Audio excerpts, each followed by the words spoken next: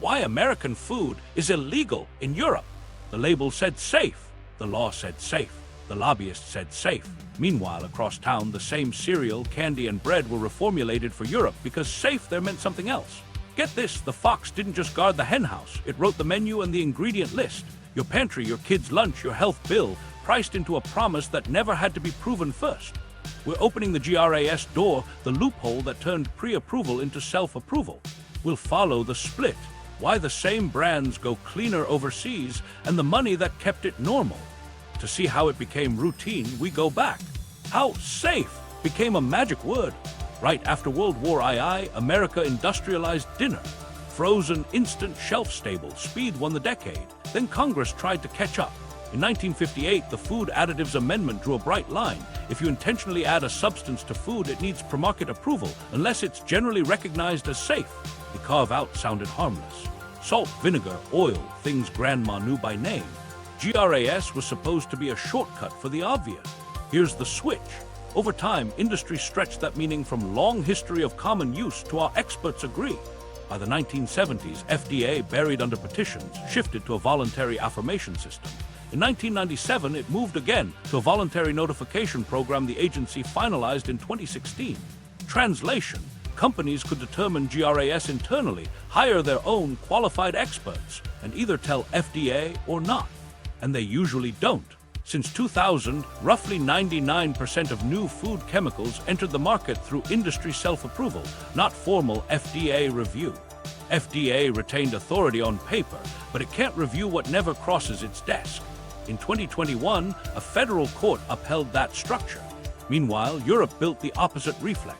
If credible signals appear, limit exposure while you learn more. The US kept asking for proof of harm at typical doses before acting. That philosophical split became a grocery split.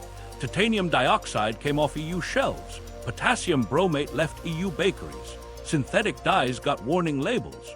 Here, the same brands leaned on safe and kept selling. Roadmap for today.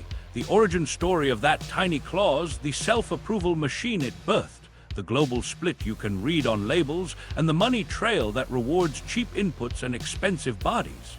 First stop, the floor vote that turned into a backdoor. The origin story.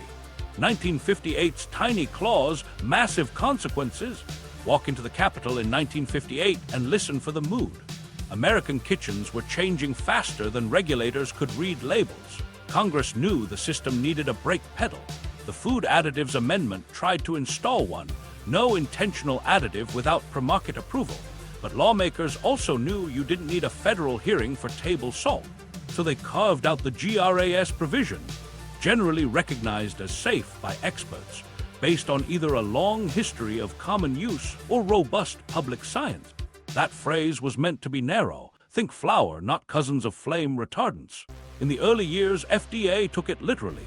The agency published and updated a list, ran a presidentially ordered reevaluation in 1969, and tried to keep the fence tight.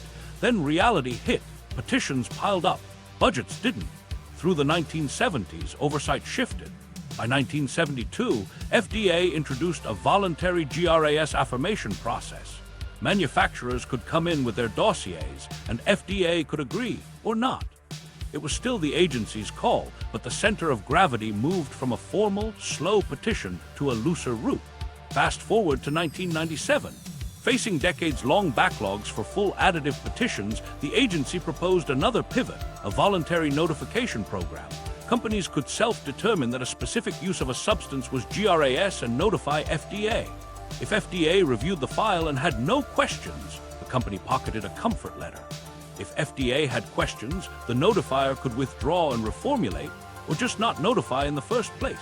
The rule wasn't finalized until 2016, but FDA operated under it for years.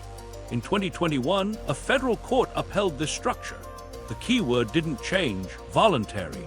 The fox didn't just guard the henhouse, it wrote its own background check and stamped it approved. Here, S where the ambiguity became a business model. The statute says qualified experts. In practice, companies assemble panels, often consultants hired by the notifier, to review internal and published data, conclude GRAS, and sign reports that never have to be public. FDA can challenge later, but absence of evidence gets sold as evidence of absence. Meanwhile, trade secrets shield recipes. Your ingredient list is a statement of intent, not a full inventory of what the process added or what migrated from packaging. It's like reading a movie poster and calling it the script. What this did on the shelf is hard to miss if you travel. The same candy that lost titanium dioxide in the EU kept it here under a safe in small amounts stance. The same breads that ditched potassium bromate abroad still listed it in US bakery flour.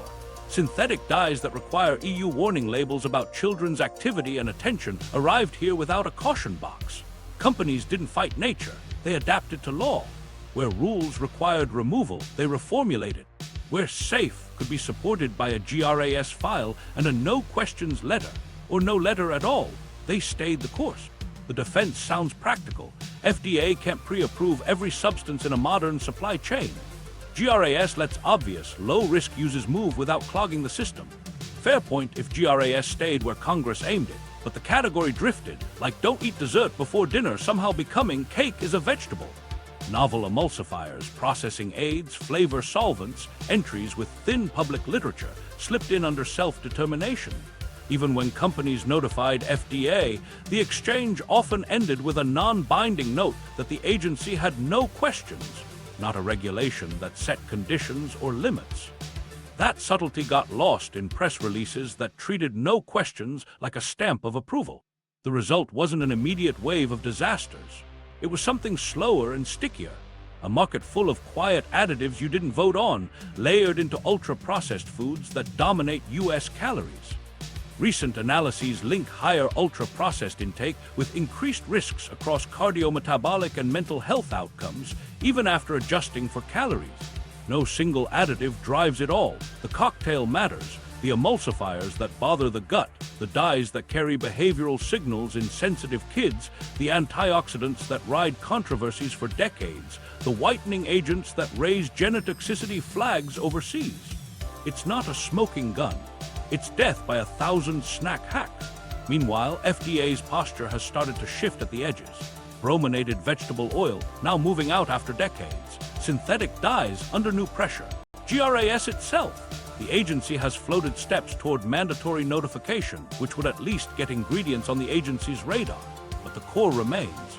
Generally recognized as safe, still opens a door that industry can walk through without knocking. Here's the human story inside the statue. Congress tried to keep salt off a lab bench and push everything else onto one. Budget and backlog bent the arc. Industry learned the terms. Experts became a rentable service. And safe, a word that should anchor public trust, became a shape-shifter. If you want to see how that word splits your pantry from Europe's, we follow the playbook next. How self-approval replaced oversight, why FDA can't review what it never sees, and how no questions turned into a marketing asset. Then we'll hold US labels beside their EU twins and count the differences you can't taste but you can read. The self-approval machine. How GRAS quietly replaced oversight. To see how self-approval replaced oversight, follow one ingredient from brainstorm to checkout. An R&D team develops a new emulsifier that makes low-fat ice cream feel creamy. Under the old food additive petition path, they'd ask FDA to approve it, run full toxicology dose, response studies, and accept use limits codified in regulation. Under GRAS, they assemble a dossier, hire qualified experts, and conclude the specific use is generally recognized as safe. Then comes the fork. Notify FDA or don't. If they notify, FDA screens the file and often replies with a short letter. No questions at this time. That isn't an approval, it's an acknowledgement. No binding regulation, no enforceable conditions beyond what the company described. If FDA does raise questions, the notifier can withdraw. The paper trail evaporates. Reformulate quietly, reframe the use, or proceed via self-determination without telling anyone. Either way, the label later reads emulsifier, and shoppers never see the debate. Zoom out and the pattern repeats across thousands of substances. Flavor solvents, enzyme preparations, dough conditioners, anti-caking agents, and processing aids that don't have to be listed at all. Trade secrets cover recipes. Proprietary methods shield details. FDA retains authority on paper, but absence of notification creates absence of visibility. You can't evaluate what never lands on your desk, especially when 99% of new entries take the side door marked, "Trust me, bro." Here, S where conflict of interest does its quiet work. The statute says consensus among qualified experts based on publicly available science. In practice, GRAS panels are often convened and paid by the notifier, review a mix of published literature and internal summaries, and sign off. Many experts are reputable toxicologists, but the payer writes the brief, and the full package rarely enters public view. Peer review moves from journals to conference room. The public sees a marketing line. FDA often sees nothing. Meanwhile, no questions becomes a sales tool. A courtesy letter turns into reviewed by FDA in trade decks, reassuring retailers and co-packers. The nuance disappears. What stays is momentum, an ingredient that migrates into dozens of SKUs not because FDA prescribed conditions, but because no one officially objected. This is where the cocktail effect outpaces the rulebook. GRAS determinations look at a substance in isolation under intended use. Real diets stack exposures, emulsifiers in bars and dressings, synthetic colors in cereals and drinks, antioxidants in snacks, whitening agents in candies, plus packaging migrants. Recent analyses associate higher ultra-processed intake with increased cardiometabolic and mental health risks even after adjusting for calorie. No single additive explains it all. The mixture matters. GRAS isn't built to test mixtures. Inside companies, incentives line up. Time to market beats years of petitions. Legal risk feels manageable. Document your determination, retain consultants who can defend it, follow good manufacturing practices. If a state or retailer later tightens specs, reformulate them. Revenue starts now, the cost lands later. Engineering tweaks keep lines running fast, bright, and uniform. Labels stay familiar. Only your baseline exposure changes. The voluntary system creates a data mirage. Because notification is optional, FDA's GRAS inventory is a partial map. Because trade secrets hide use levels and matrices, outside scientists can't reconstruct real-world exposure with precision. Because processing aids can avoid labels, consumers can't opt out. And because no questions isn't a regulation, enforcement is mostly post-market, warning letters, recalls, nudges, rather than preventive. There's a time problem too. GRAS conclusions can age without scheduled re-reviews. A panel's 2005 consensus might rest on 1980s era endpoints, never systematically updated for modern concerns like microbiome shifts or vulnerable populations. The European model enforces periodic reevaluations. Here, reappraisal depends on petitions, headlines, or state action. Companies adapt when they must, not because a clock demands it. Meanwhile, the line between GRAS and food additive blurs in practice. Novel emulsifiers, flavor vehicles, and solvents with thin public literature slide in under self-determinations. When firms do notify, many outcomes land as no questions, not codified limits. Press releases treat those letters like approvals. Retailers accept them because they need paperwork to move pallets. The machine hums. Think of the Tara flour episode as the punchline you never wanted. A novel ingredient, self-affirmed as GRAS, entered the market. Consumers reported serious illness, including liver injury and gallbladder removals, before anyone hit the brakes. Only then did FDA conclude it didn't meet GRAS and was an unapproved additive. That's not every ingredient. It is the risk when your first date with the regulator is a recall. Regulators aren't static. In 2016, FDA finalized the GRAS rule, formalizing voluntary notification. In 2021, a federal court upheld the structure. Now the agency is exploring mandatory notices, so at least they see what's coming, and tightening on outliers like brominated vegetable oil. But until notification is required and periodic review is real, generally recognized as safe, remains a door industry can walk through without knocking. This is the moment everything changes for our story. Once companies discovered compliance could be two-track. No questions here, bans or warning labels there. The same brands wrote two recipes. Not because chemistry demanded it, but because law did. The global split. Why your pantry is illegal overseas. While that self-approval machine hummed here, Europe built a different reflex. If credible red flags appear, tighten exposure while you learn more. You don't need to read a statute to see it. Just put a US label next to its EU twin and watch the ingredients change. Start with color. In many European markets, synthetic dyes like Red 40, Yellow 5, and Yellow 6 carry a plain sentence on packages marketed to children, may have an adverse effect on activity and attention. That one line nudged brands to swap plant-based colors or mute the palette. Here, the same cereals and candies ride in without a warning box because the US doesn't require it. Parents in London read a caution. Parents in Louisville read nothing at all. Now the whitening agent that turned candy aisles into case studies, titanium dioxide. In 2021, European scientists said they couldn't rule out genotoxicity. A year later, the additive came off EU shelves. US products, well over 1,000 by independent tallies, kept listing it under safe in small amounts, leaning on older methods and a higher tolerance for uncertainty. Same brand, same product line, different calculus. Remove where the rule closed, retain where the loophole stayed open.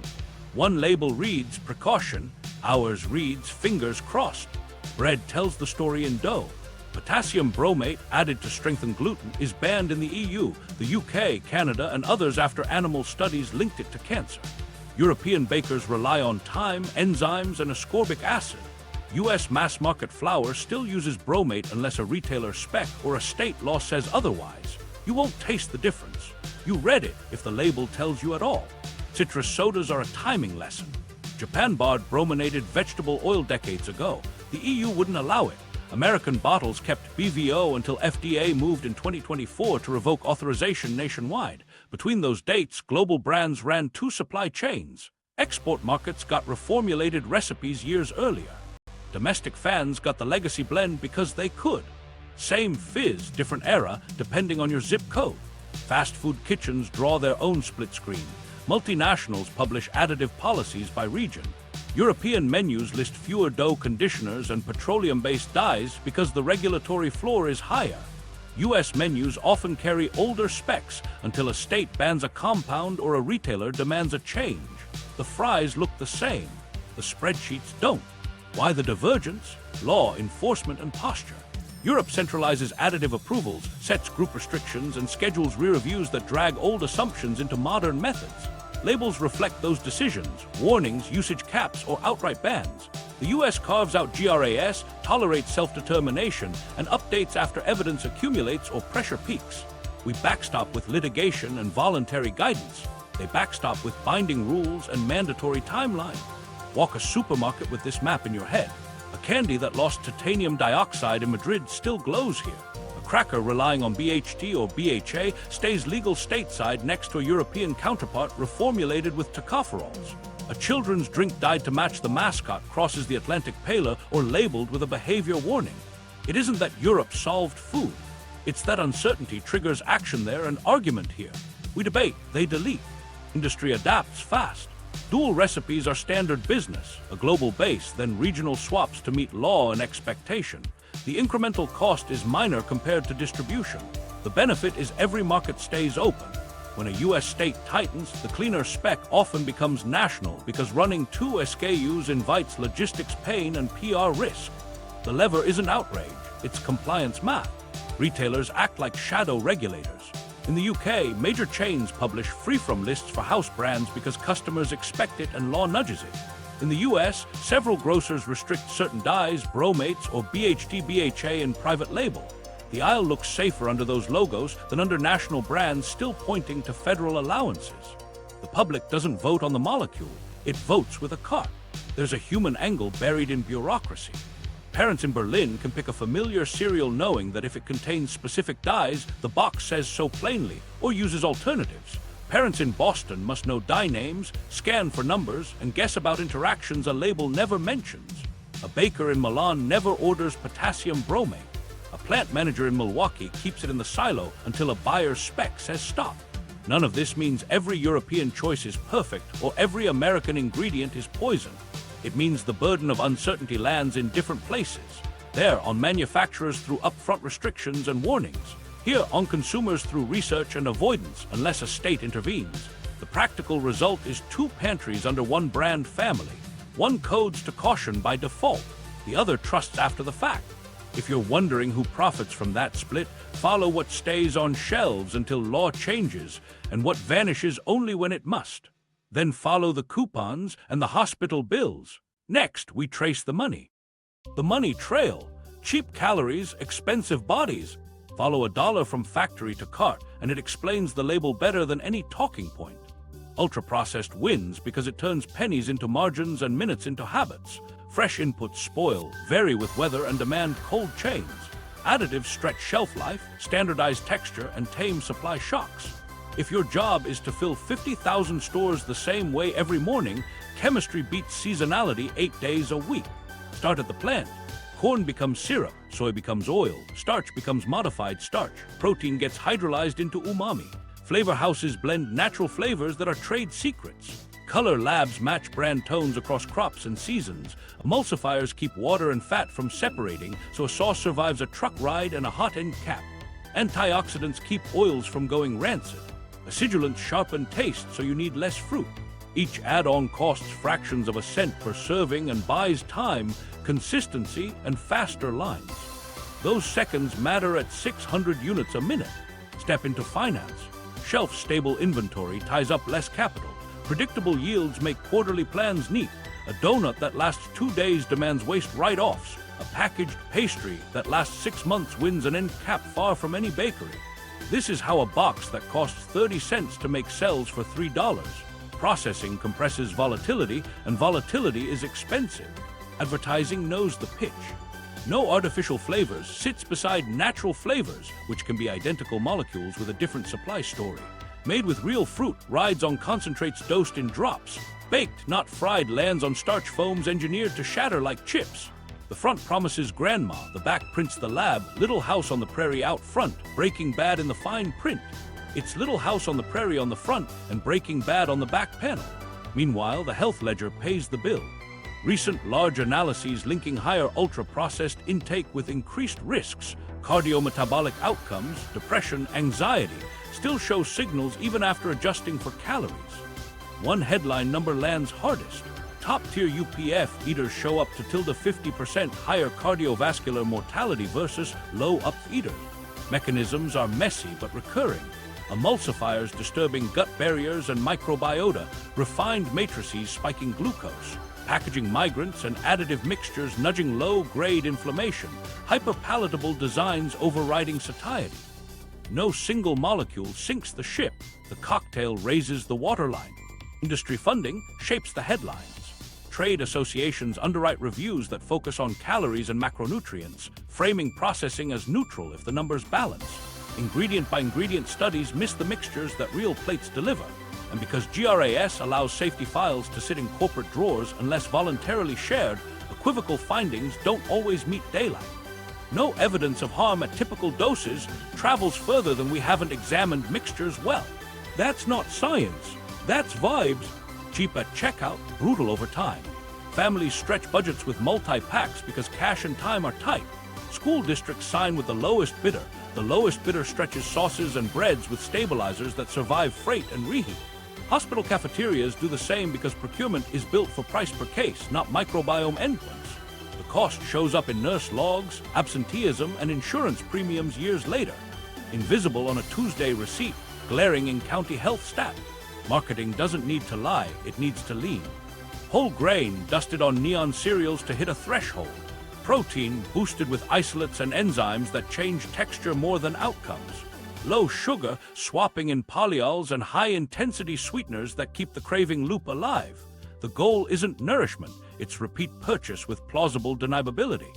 Retailers reinforce the loop because end caps and eye-level bays pay rent. Manufacturers serve as category captains, advise planograms, and nudge high-margin, long-code products to prime spots. Produce is a destination, snacks are an impulse. The path winds accordingly. Policy plays calendar whack-a-mole. When one additive draws heat, BVO, Red 3 brands roll with the punch, reformulate, and keep the rest. Voluntary guidance replaces rules. Encourage sodium reduction, consider dye alternatives. Without deadlines, spreadsheets win. The exceptions prove the rule. When a state sets teeth, California on bromate and propylparaben, national lines quietly align because dual SKUs hurt logistic. Workers feel the edge first. In plants, powders and solvents ride the air. In warehouses, ultra-processed pallets move faster than cold chains. In schools, heat and serve replaces cooking. Custodial and cafeteria staff see rashes and coughs long before a journal does. Their logs rarely make budget meetings. Here's the punchline nobody prints on a box. The cheapest calories are subsidized twice. First, by agricultural policy that makes commodity inputs cheaper than produce. Then by a medical system that manages the fallout. The margin sits in the middle, between a processing line optimized for flow and a marketing line optimized for glow. Can the math flip? It already does in pockets. Retailers with additive policies for house brands force supplier reformulations. Chains that count total cost of ownership see fewer nurse visits and better attendance when meals lose certain emulsifiers and dyes. Brands that publish additive maps and testing earn trust and still sell. Until rules make externalities count, the money will keep flowing where time and texture are cheapest. The label will keep whispering, "Safe." The aisle will keep glowing, and the bill will keep arriving, just not at the register. The Playbook, lobbying, lawsuits, and label theater. If you want to understand why safe keeps winning the shelf, sit in the rooms where rules get written. The first move is language. Trade groups arrive with model definitions that sound technical and land like marketing. Spring water framed by geology that fits a borehole, natural flavors broad enough to hide a palate, processing aid that avoids labels. Lawmakers juggling dozens of issues accept tidy phrases that harmonize with industry practice. One comma later, disclosure turns into discretion. While that's happening at the State House, preemption bills slide in under the banner of uniform standards. Cities that want stronger warnings on dyes or tighter limits on titanium dioxide find themselves blocked by state law that freezes rules at the federal floor. Uniform sounds efficient. In practice, it locks local experiments out. The message to mayors and school boards: wait for Washington. Meanwhile, the aisle hums along. When regulators propose upgrades, mandatory GRAS notices, scheduled re-reviews, dye warnings, comment dockets fill with white papers funded by trade associations. The tone is polite. The argument is relentless. Economic burden, supply chain disruption, consumer confusion. Independent scientists submit 10 pages. Trade coalitions submit hundreds. Faced with uncertainty and thin budgets, agencies stretch timelines and shave requirements. Guidance replaces mandates. Calendars slip. If a state pushes anyway, the next move is court. When California targeted potassium bromate and propylparaben, complaints warned of interstate commerce burdens and federal preemption. The goal isn't always to win outright. It's to slow everything down until a compromise arrives with soft edges. Delays make money. Each quarter without change pays for lawyers and lobby breakfasts. In parallel, SLAPP suits muzzle critics. A small nonprofit posts a report on dye links to behavior. A cease and desist lands alleging defamation and false advertising. The group spends months fundraising for counsel. Even if the suit fades, the chilling effect lingers. Researchers watch and choose less public work. Consumer education retreats to safe generalities. Marketing handles the rest with label theater.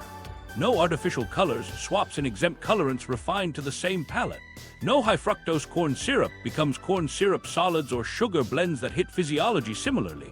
Made with whole grains, sprinkles enough flour to cross a threshold. Baked, not fried, sells puff starch foams engineered to shatter like chips. All legal, all designed to soothe. The front of the pack sells a feeling. The back prints the truth in fine type. Transparency gets framed as a QR code.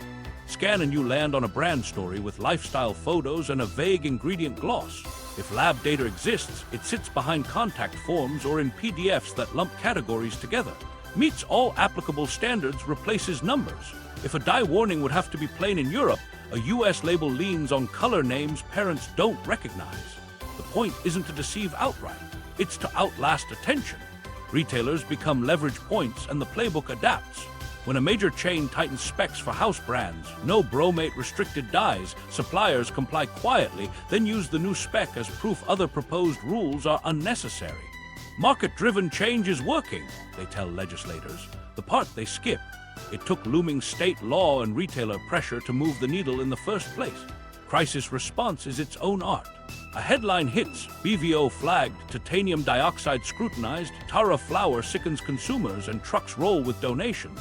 Pallets arrive at schools and clinics with banners that read, "We're here to help." It's real aid and reputational armor. Months later, reformulation press releases tout updated recipes without naming the ingredient that left. The fix becomes a makeover. Education becomes silent. It's the PR version of "nothing to see here," while the ingredient quietly exits stage left. Inside standards bodies, method debates stall inconvenient truths. Is microplastics detection validated at useful particle sizes, which PA analytes qualify for routine screens? Until the method is official, labels carry no obligation to mention anything. The absence of a test becomes the absence of a problem. Funding steers discussions toward endpoints that fit existing rules. Even consumer wins get amortized.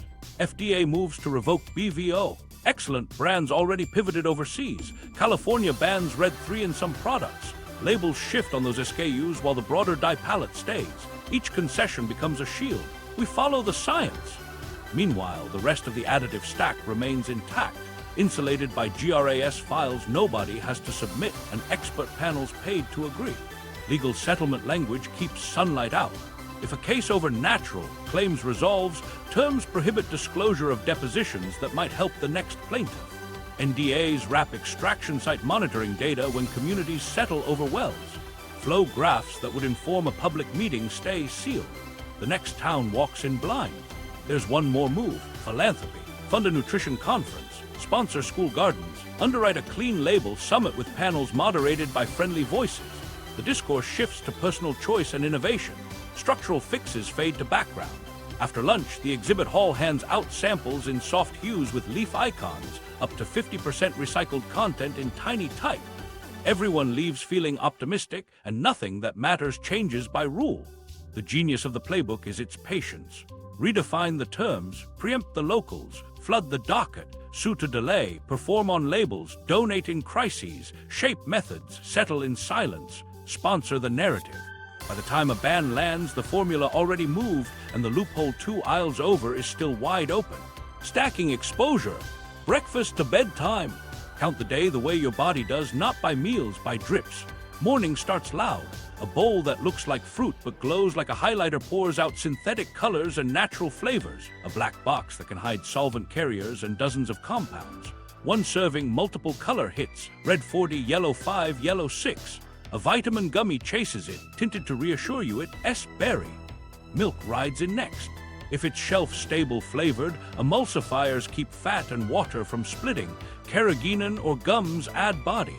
Your gut logs them. Labels just list them. Meanwhile, the kitchen leans on speed. A toaster pastry brings antioxidants to keep oils from going rancid and dyes to keep icing bright months after it left a plant. Made with real fruit, survives on concentrating grams. Acids sharpen the illusion. A protein bar lowers guilt, but rebuilds the matrix with isolates, sugar alcohols, emulsifiers, and varnished glazes designed to survive backpacks and hot cars. Coffee creamer finishes the set, stabilizers for texture, flavor systems for a familiar vanilla, anti-caking agents so powders don't clump. One countertop, half a dozen additive families, each below its own threshold. Your body doesn't parse them that way. School lunch is logistics on a tray. Nuggets designed to travel arrive as muscle plus binders, phosphates, and flavor boosters that keep bite and salt perception high at lower cost. The dunkable sauce is an emulsified sugar carrier, colors tuned to match the mascot. Whole grain buns lean on conditioners so they don't tear on the line. A fruit cup floats in syrup stabilized to stay clear. Milk cartons rotate through flavors, standardized so a district can bid by case, not by farm. Kids eat fast. The gut keeps score slowly. After school, the pantry takes over. Veggie chips sell virtue with a dusting of powder on starch foams that shatter like chips. Hues come from exempt colors, stability from antioxidants and anti-foam agents. Yogurt tubes promise live and active cultures wrapped in colorants and pectin systems that keep the swirl perfect when tossed across a room. Sports drinks restore electrolytes in a neon bath powered by FD and C dyes and acids that erode enamel while convincing the tongue it's citrus. A granola bar for the ride to practice brings the same emulsifiers from breakfast back for an encore. Dinner feels safer because it's cooked. The jarred sauce whispers Sunday. Inside live stabilizers that keep water from weeping, acidity tuned to live on a shelf, colors that keep tomatoes red in February. Health. Bread toasts evenly because a conditioner did its job. A browning aid completes the picture. The grilled nuggets that claim air and lightness still rely on binders to hold shape. A salad tries to unplug the loop until the bottle snaps. Emulsifiers to hold oil in suspension. Flavors to match, ranch in every state. Preservatives to ride in a lunchbox for days. You did cook. You also opened a chemistry kit designed for predictability. Night Lean's Sweet. Ice cream that resists ice crystals owes you gum blends and mono and diglycerides. A wafer cookie that crunches after 6 months lives on antioxidants and precisely tuned leavening. A sleep tea tastes like chamomile because natural flavors rebuild the volatility processing killed. Even lip balm at the bedside carries flavor that in food would be labeled the same way, a black box near your mouth. Not dinner, but it joins the tally as the day quiet. Front of pack, cozy bedtime. Back panel, Breaking Bad with a nightlight. Add the invisible lane. Packaging and processing share the stage. Acidic tomatoes in cans touch liners that may use BPA alternatives with evolving dossiers. Oil stored warm in soft plastics pick up what the plastic lets go. A non-stick pan that made cleanup easy adds a pa story you didn't order. None of these appear in ingredient lists. The list is intention, exposure is outcome. This isn't panic, it's pattern. No single spoonful is a crisis. Repetition is the trick. Dyes at breakfast, lunch, and after school. Emulsifiers in bars, yogurt, dressings, and ice cream. Preservatives in pastry, buns, crackers, and nuggets. Each typical dose sits below a line that sounds comforting, but the line is drawn per ingredient per use. The body hosts the whole parade, and the marching band doesn't take days off. You don't have to rebuild your life to cut the stack. Start where contact time and frequency multiply. Breakfast, lunchbox, dressing, daily bread, nightly treat. Shorter panels, fewer colors, flavors, and emulsifiers. Store brands with additive policies. Crack a window on batch cook days. Keep plastics cool. Skip neon when an alternative exists. Your day won't look different on camera. It will feel different in a logbook you didn't know you were keeping. The human ledger. What science is finding? To understand what those daily drips add up to, follow the patterns researchers keep seeing when they stop isolating single molecules and start tracking people. Large cohort analyses now link higher ultra-processed food intake with increased risks of cardiovascular disease and mortality, type 2 diabetes, obesity, depression, and anxiety, even after adjusting for calories and other lifestyle factors. That last clause matters. It says structure, additives, and mixtures carry their own biology, not just extra sugar or salt. Start with synthetic colors. Red 40, yellow 5, yellow 6, familiar numbers with long dossiers.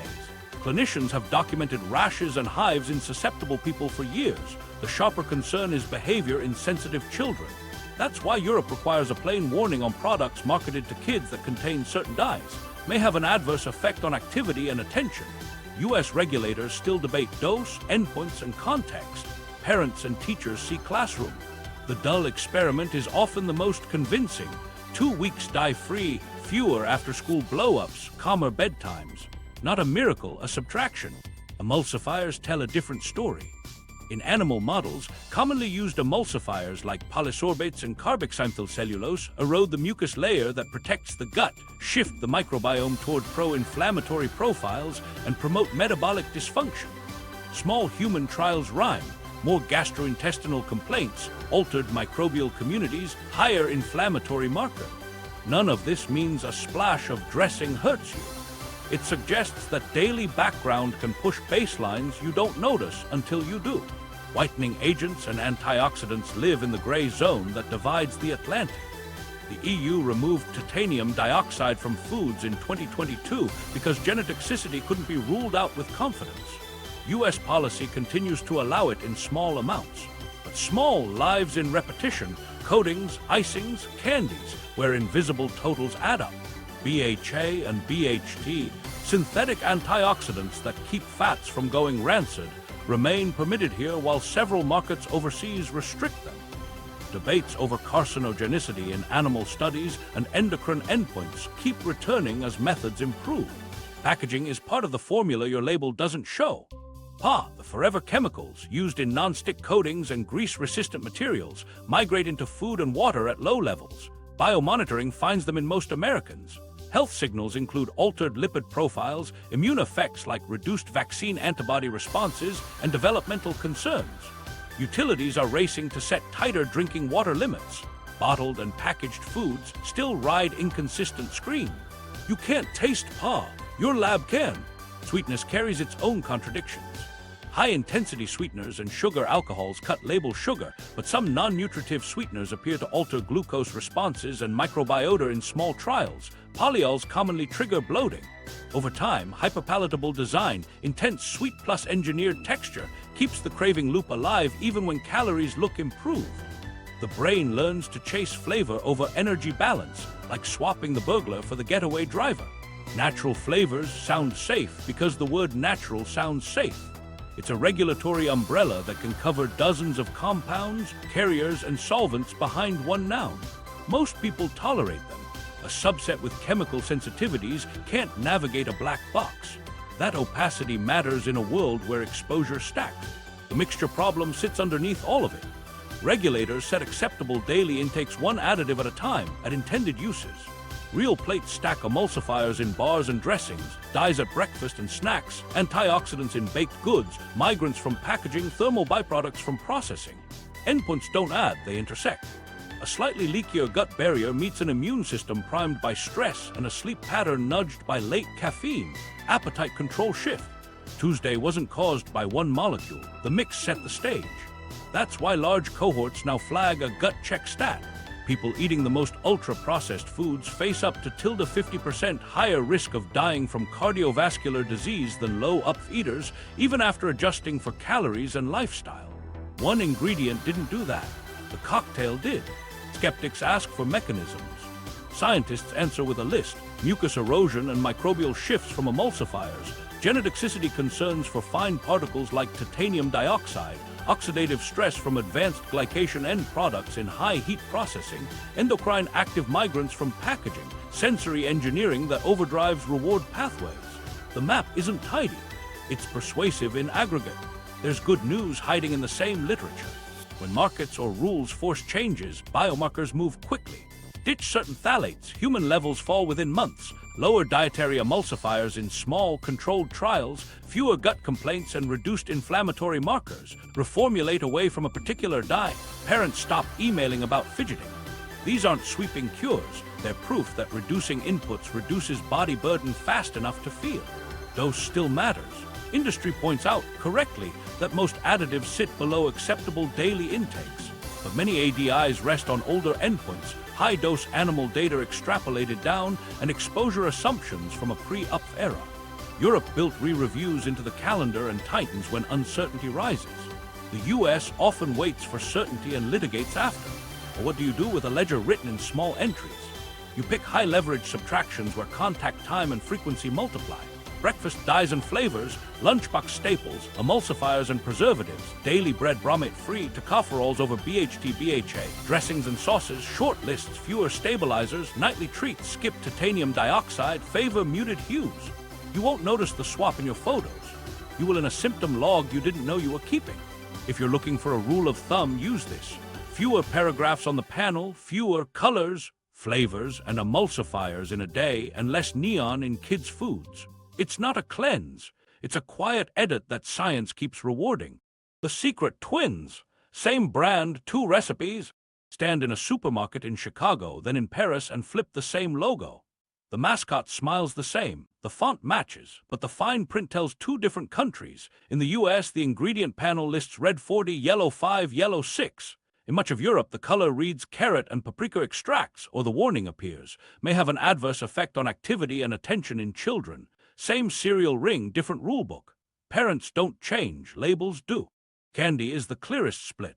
In 2021, European scientists said they couldn't rule out genotoxicity for titanium dioxide. By 2022, EU shelves dropped it. US candies and icings kept the whitener under safe in small amounts. A global brand didn't rediscover chemistry. It obeyed law. Export lines swapped coatings. Domestic lines kept the glow. You didn't taste the difference. You just kept eating the older spec because you could.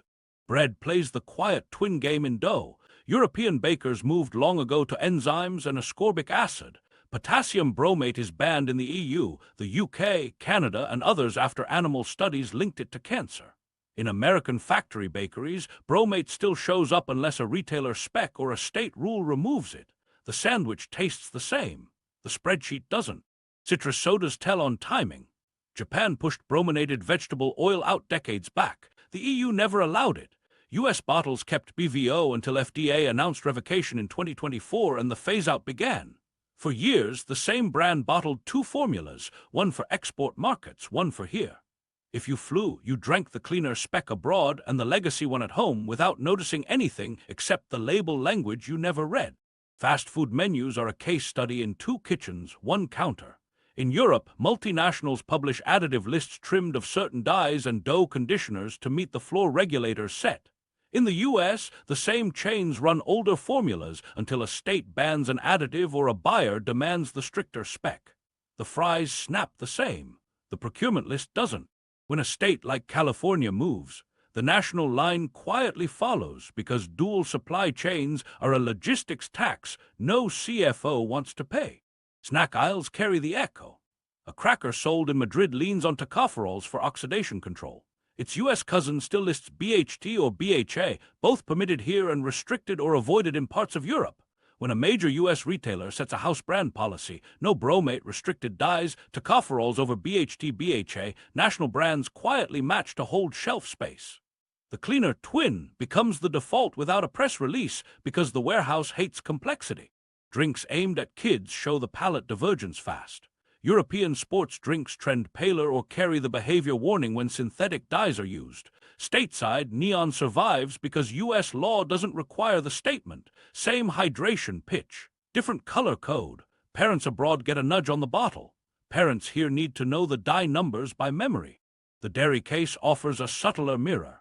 Synthetic growth hormone RBSD is banned in the EU and Canada. It's legal here, though market pressure means many labels say from cows not treated with RBSD. That split exists because regulators drew different lines. The carton looks identical. The policy is. Here's the business logic behind the twins. Factories prefer one recipe. Logistics prefers one SKU. Marketing prefers one story. But law draws borders. So brands build a global base, then swap ingredients to match regional rules. If the strictest region mandates removal, titanium dioxide out, BVO out, bromate out, the cleaner spec often spills over once the cost of maintaining 2 lines exceeds the price of reformulation. When it doesn't, you get twins. One for markets that regulate uncertainty, another for markets that wait for certainty. Micro story. A parent in New Jersey texts a sister in Barcelona a photo of the same rainbow candy. The sister flips her bag, no titanium dioxide. The New Jersey bag lists it. They open both. Nobody notices a taste change. That's the part industry never advertises. A lot of must-have additives weren't must-haves. They were habits until a regulator said stop.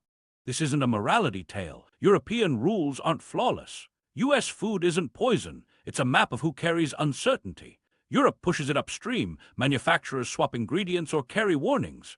The U.S. pushes it downstream. Consumers decode labels and hope the cocktail stays below every threshold every day. The same brand can live 2 lives because law, not flavor, writes the recipe. If you want to spot the twins without a boarding pass, compare panels online. Look for families, not single names. Titanium dioxide versus none, bromate versus ascorbic acid, BHT BHA versus tocopherols, numbered dyes versus plant colors with a behavior warning abroad. When you see a split, you've learned the only rule that reliably changes recipes. Enforcement with teeth, not vibes on a label. Label decoding. How to see through marketing. Start with the fast flags, the stuff you can spot in 10 seconds. If a panel lists artificial colors, translate that to FD and C dyes. Red 40, yellow 5, yellow 6, blue 1, blue 2, green 3. On kids' foods, those are your first easy subtractions. If you see titanium dioxide, that's the whitener Europe removed from foods after genetoxicity concerns. You don't need it in shells, icings, or chewable tablets. BHA and BHT are synthetic antioxidants that keep fats from going rancid. Look for tocopherols, vitamin E, or rosemary extract instead. Potassium bromate hides in flour and dough conditioners. Pick bromate-free flour, ascorbic acid, or enzyme-lean breads. Now the code words that turn labels into fog. Natural flavors sounds wholesome but legally cloaks dozens of compounds, carriers, and solvents under one noun. It can be fine. It's also opaque. If the front says no artificial flavors, flip the panel. Natural flavors usually sits mid-list as the catch-all. Processing aid means you may never see the additive at all. Improver or conditioner signals functional chemistry in doughs. Spot polysorbate, carboxymethylcellulose, or mono and diglycerides. That's emulsifier country, useful for texture, heavy in ultra-processed stacks. Ingredient order tells the truth faster than claims. First three ingredients set the product's identity. If sugar or any alias, sucrose, glucose, dextrose, fructose, corn syrup, brown rice syrup, maltose lands in that trio, you're holding a sweet, not a staple. The split sugar trick, multiple sweeteners sprinkled down the list, keeps total load disguised. Made with whole grain matters only if whole grains lead, not cameo near the end. Fats next, partially hydrogenated, should be gone from modern labels, but watch for intesterified and high oleic. Not sins, just cues to slow down and check the rest. Proprietary blends deserve skepticism. A vegetable powder blend, spinach, kale, carrot, near the tail doesn't make chips a salad. Performance matrix in drinks keeps amounts vague so the starburst can stretch. If a claim says with antioxidants, look for numbers, 10% DV vitamin E, not bursts with no units. Absence of quantity is the point. Watch the no XYZ shell game. No high fructose corn syrup often swaps to glucose fructose syrups or sugar blends that land similarly in metabolism. No artificial colors frequently means exempt colors, plant-derived but still refined. Usually fine, sometimes piled on. BPA-free liners can be BPS or acrylic polyester, better, not always best. No nitrates added on meats may rely on celery powder nitrates by another name. Don't panic, notice the swap. Here's a powerful shortcut. Compare US and EU panels for the same product online. You'll often see fewer FD and C dyes abroad, tocopherols over BHT-BHA, no titanium dioxide. If the overseas twin survives without an additive, you've learned it's not essential. That's your signal to hunt the cleaner domestic equivalent or a private label version that already adopted it. Use retailer policies as a compass. Big chains publish free-from lists for house brands, no bromate restricted dyes, no BHT-BHA, targets for PAS safer packaging. If a national brand won't share details, a store brand might. Third-party databases can flag titanium dioxide, bromate, and dye use across categories. None are perfect, all beat flying blind. Decode fronts like a lawyer. Natural, simple, pure, clean are vibes, not standards. No preservatives can be technically true when acidity and packaging do the preservation work. Baked, not fried on airy snacks still means puff starch, oils, seasonings, a chip by another path. Protein claims deserve math. 5 or more grams per serving starts to matter. 3 grams with isolates and enzymes is marketing. Whole grain belongs in the first line, not the fine print. Made with means any non-zero amount qualifies. Turn time into a routine. 10-second scan, colors, titanium dioxide, BHA, BHT, bromate. 30-second scan, first 3 ingredients, sugar, aliases, fats, emulsifiers. 1-minute scan, does the panel match the pitch? If no artificial flavors hides a big natural flavors, or fruit claims ride on concentrates and karma and put it back. If it passes, check for a store brand with stricter specs and better price. Category cheats save effort. For cereals and kids, snacks, dodge FD and C dyes and titanium dioxide, pick muted hues or dye-restricted lines. For breads and mixes, avoid bromate, prefer tocopherols over BHT-BHA. For candies and icings, skip titanium dioxide, plenty of brands already have white-free variants. For sauces and dressings, choose short lists, oils, vinegar, mustard, herbs. Or make a 10-second vinaigrette. 3 parts olive oil, 1 part vinegar, pinch of salt, shake. For drinks, ditch neon. Choose water, seltzer with lemon, or juices that list fruit before flavor. 2 tells close the loop. If the ingredient list reads like a sentence, you'll recognize most words. If it reads like a lab inventory, it's built for shelf and spectacle. Neither is automatically bad, but if your cart leans toward paragraph length panels, you've built an all-day stack. Shrink it with swaps you'll keep. You don't need perfect. You need fewer daily drips. One last move, email the brand 2 questions, copy-paste. Do you use titanium dioxide, potassium bromate, BHA, BHT, or FD and C dyes, red 40, yellow 5-6 in this product line? If not, what independent testing supports it? Save replies. Brands that answer with methods and numbers earn a slot in your cart. The rest told you what you needed to know. The exit plan. A pantry detox that doesn't make you miserable. You don't need a new personality, a chalkboard meal plan, or a second mortgage. You need 5 high-leverage swaps that cut the daily stack without killing convenience. Dyes, titanium dioxide, BHA, BHT, potassium bromate, and propylparaben. If a panel lists them, you've found easy wins. Same crunch, same routine, fewer drips.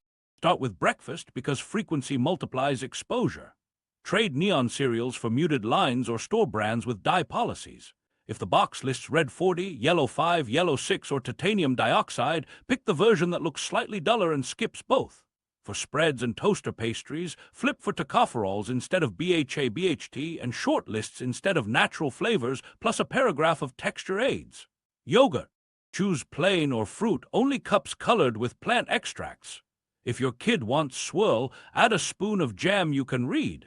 Drinks are next because glow equals dyes. Make a house rule, no FD and C colors in beverages. Water, seltzer with lemon or juices with fruit before flavor. If you need electrolytes, add a pinch of salt and splash of juice to water. Keep one fun neon drink for events so the habit doesn't sneak back daily. Daily bread does quiet work. Scan for potassium bromate in flour mixes or dough conditioners. Pick bromate-free flour, ascorbic acid, or enzyme lean loaves. Many national chains and retailer house brands already meet stricter specs. Use their homework. Crackers and snacks. Choose lines preserved with tocopherols over BHA-BHT. If the dust on chips lists numbered dyes, pick spice-colored flavors instead. Sauces and dressings are a small hinge with a big door. Aim for short lists, oil, vinegar, mustard, herbs, salt, or keep a jar you actually use, 3 parts olive oil, 1 part vinegar, pinch of salt. Shake, 10 seconds beats a stabilizer stack. Tomato sauces, buy plain and season at the stove, fewer stabilizers, more control.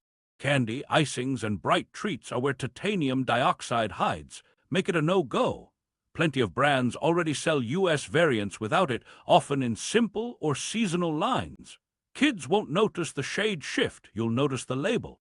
Lunchboxes live on defaults.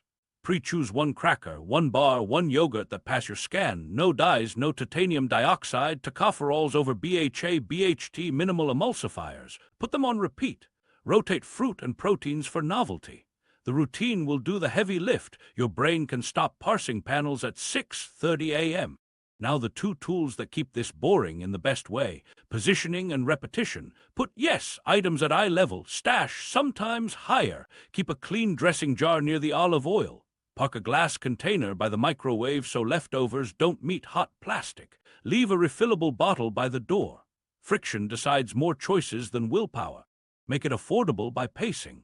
Week 1, cereal and drinks, ditch dyes and titanium dioxide. Week 2, bread and mixes, drop bromate and pick tocopherols over BHA-BHT.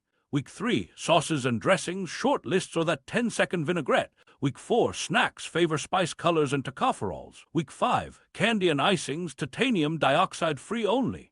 5 weeks, same life, cleaner ledger. Restaurants and fast food, use your 3-line rule. Pick items with fewer sauces and coatings. Choose paler drinks. Ask for buns without bromate if the chain publishes specs, many do. If not, lean toward simpler builds, grilled, not coated, oil and vinegar, not creamy dressing. For babies and sensitive guts, choose simpler by design. Unflavored oatmeal over neon puffs. Plain yogurt plus fruit. Teethers with short lists. Formula mixed with filtered water if your report flags lead or PA. When in doubt, fewer colors, fewer flavors, fewer emulsifiers. Shopping shortcuts save time.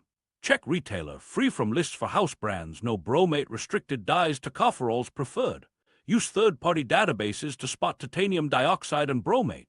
When labels hedge, email 2 questions. Do you use titanium dioxide, potassium bromate, BHA, BHT, or FD and C dyes in this line?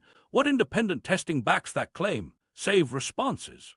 Brands that answer with methods and numbers earn your cart. Storage and handling matter. Keep plastics cool. Don't park cases in hot cars or sunny foyers. Transfer oily foods to glass. Crack a window on batch cook days. Heat speeds chemistry. Air is cheap. Expect small wins fast. Fewer after-school blow-ups on dye-light weeks. Calmer guts when emulsifiers drop in dressings and bars. Less mystery, vanilla, once flavor systems thin. Note it for 2 weeks. If nothing changes, you still cleaned up a ledger the EU already questioned. Don't chase perfect. Anchor the 5 big subtractions. Keep the swaps you'll actually keep. Your cart won't look radical. Your day won't look different on camera. Your logbook, the one you didn't know you were keeping, will. The fix with teeth. What would actually change shelves? If you want different labels, you don't start with vibes. You change the rules that write recipes. First move, end the invisibility. Make GRAS notification mandatory. Every new substance and new use gets filed with FDA before market. Public notice, core safety dossier, exposure assessment that reflects real diets, not single-use fantasies, and a clock for review. No more self-affirmed determinations tucked in desk drawers. Pair it with scheduled re-reviews every 5 to 7 years. So 1980s endpoints don't govern 2030s kids. Second, conflict-proof the science. Create an independent GRAS panel roster, vetted toxicologists, exposure scientists, pediatricians, microbiome and endocrine specialists, assigned by lottery, not by manufacturers. Require that conclusions rest primarily on publicly available data. If proprietary studies matter, deposit redacted methods and results in a public database. Publish affiliations and funding. Sunshine beats spin. Third, harmonize where the signals are strong. When EFSA bans or restricts an additive, titanium dioxide, potassium bromate, or petroleum-based dyes in children's foods, trigger an automatic, time-bound U.S. review with an interim restriction. Not copycatting, catch-ups where uncertainty remains high and substitutes exist. That collapses the twin recipe game without waiting a decade. Fourth, put plain English on the front. Microline disclosure for additives that parents track. Contains synthetic colors, red 40, yellow 5, antioxidant BHT, whitening agent titanium dioxide. On the back, a QR code that resolves to real test numbers, finished product screens for PA targets, metals, microbials, and a standardized microplastics method once validated, plus date stamps and lab identifiers. Not a brand fairy tale. Receipts, so the back panel stops being a mystery novel. Fifth, fund enforcement like you mean it. Stand up a dedicated food chemicals unit inside FDA with its own budget, exposure modeling tools, and recall authority that doesn't rely on voluntary goodwill. Tie fees to notifications and market volume like drugs and devices so oversight scales with industry. Convene an external advisory board on a fixed cadence. Publish minutes people can read. Sixth, regulate mixtures, not just molecules. Build age-specific stacking scores for common additive families, colors, emulsifiers, antioxidants using cumulative exposure models. Set category caps to keep daily totals within margins that reflect modern consumption, not theory. Put the score on pack. If a cereal, bar, and yogurt push a child over the daily stack target, labels should say so. Seventh, stop the theater on claims. Define clean, natural, and no artificial colors with conditions. If you say no artificial colors, you don't flood products with exempt colorants to recreate the same palette across a child's day. If you say made with whole grain leads the list. If you tout eco or carbon neutral, show boundaries and third-party verification. Misbranding gets real consequences. Eighth, fix procurement first. Write federal purchasing standards that mirror the strictest state rules. No bromate, no titanium dioxide, restricted dyes in foods marketed to children, tocopherols over BHA, BHT, and PAS safer packaging targets. Make those specs the default for school meals. WIC and SNAP authorized ready-to-eat items, military, prisons, and clinics. One bid sheet shifts more pallets than 1,000 PSAs. Ninth, deputize retailers. Require large chains to publish house brand additive standards, supplier attestations, and annual progress reports audited by a third party. Offer safe harbors for stores that adopt stricter than federal specs across all SKUs. When the shelf becomes a gate, suppliers reformulate before the hearing starts. 10th, repair public trust in taps to shrink bottled reflexes. Fund lead service line replacement door to main with public maps that update as crews dig, upgrade PA treatment, and post real-time dashboards in plain language. Pair with rebates for certified point-of-use filters in high-risk zip codes. The fastest way to sell fewer neon drinks is to make water boring and reliable again. 11th, price the commons like they're finite. Tie industrial water extraction to tiered fees indexed to aquifer levels and stream flow. Bake hydrologic triggers into permits so pumping throttles during drought. Publish flow and water level data in near real time. If a brand sells stewardship, the graph should live on its site. 12th, plan glide paths that don't crush small players. Prioritize high-risk removals, 12 to 24 months for titanium dioxide, bromate, red 3 in candies and icings marketed to kids, longer for complex matrices. Fund technical assistance and substitution libraries that share what works, where and at what cost, so the 10th baker doesn't repeat the first baker's pain. Last, make transparency boring and constant. Standardized lab report formats, lot code lookups, and recall alerts that hit phones and shelf tags the same day.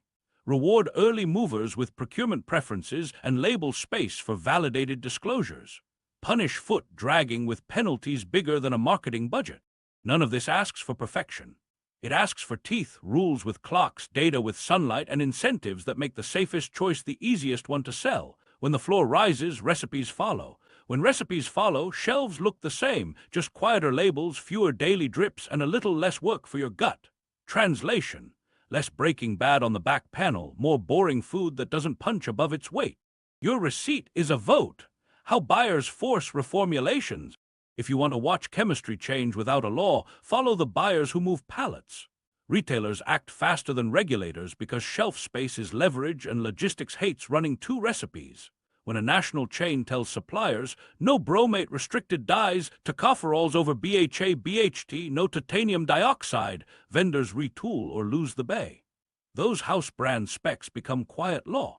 A season later, national brands match them because it's cheaper than maintaining a separate U.S. formula when California or New York won't take the old one. You can run the same play at home, smaller but surprisingly loud. Reward brands that publish additive policies with details, not vibes. Look for pages that list what's banned: bromate, titanium dioxide, propylparaben, what's restricted FD and C dyes in kids' items, and how they verify supplier attestations, third-party testing, periodic lot screens. If a brand can show an additive map by category and a timeline for phase-outs, they've already paid the R&D bill. Put those products on repeat. Velocity charts are boardroom language. They translate your habit into a mandate. Then send the 2 questions that change roadmaps. Copy-paste. Do you use titanium dioxide, potassium bromate, BHA, BHT, or FD and C dyes, red 40, yellow 5-6 in this product line?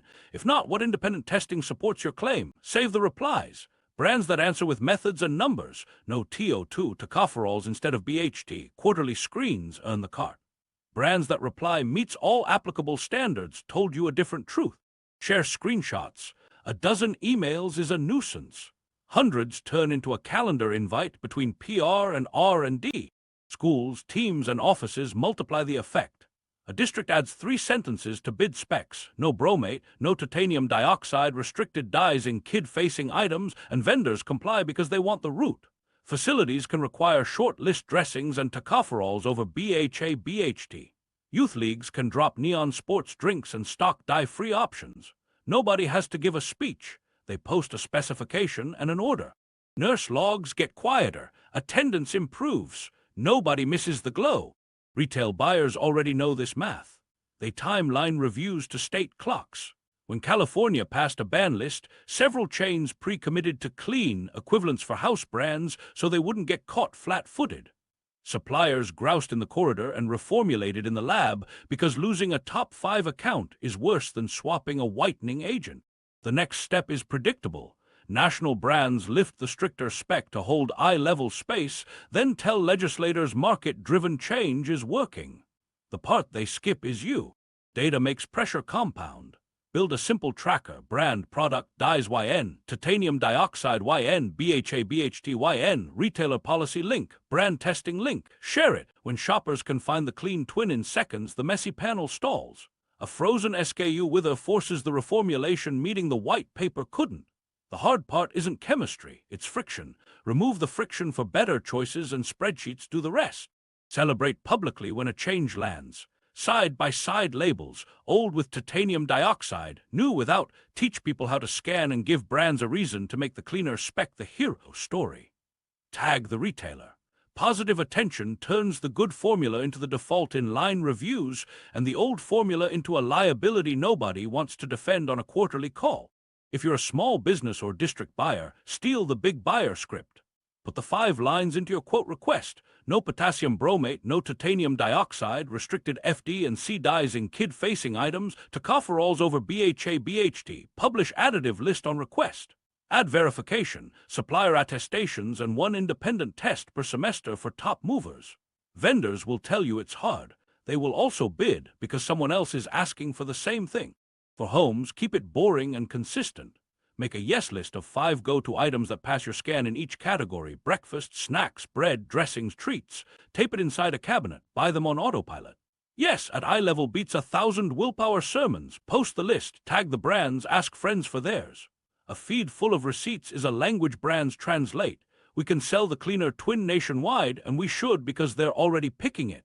Remember, the simple truth factories live by. They prefer one formula.